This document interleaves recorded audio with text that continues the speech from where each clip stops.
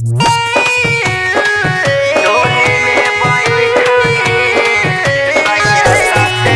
By Aditya.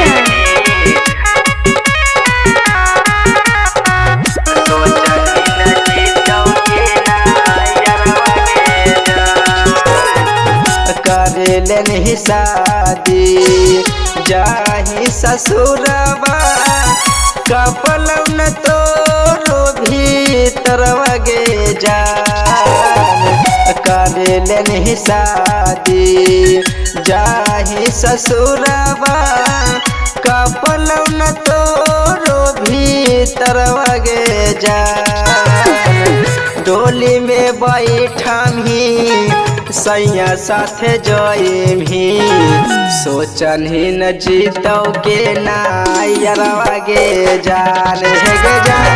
डोली में बैठमी सैया साथे जइमी सोचन ही न जीतौ के नायरवा गे जान।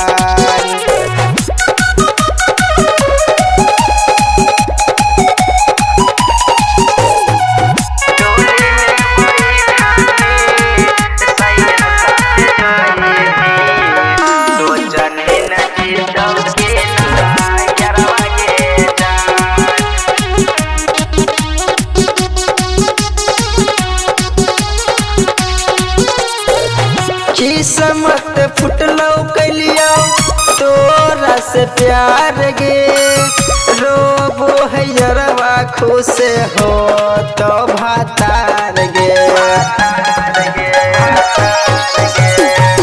किस्मत फुटलौ कैलियो तोरा से प्यार गे रोबो हैरवा खुश हो तो भातार गे।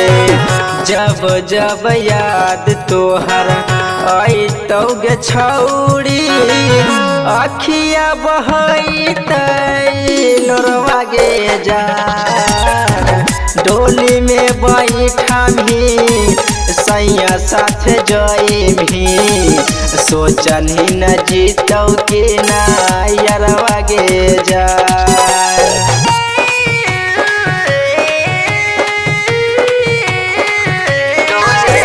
Music by Aditya.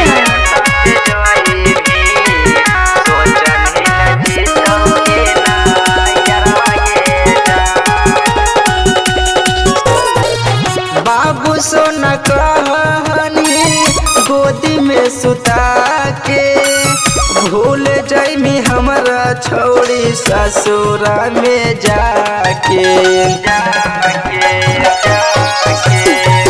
बाबू सोना कहनी गोदी में सुता के भूल जइमी हमरा छोड़ी ससुरा में जाके। राइटर प्रभास नीतीश प्रेमी कैलकौ कि तोरा का सुरवा गे जान।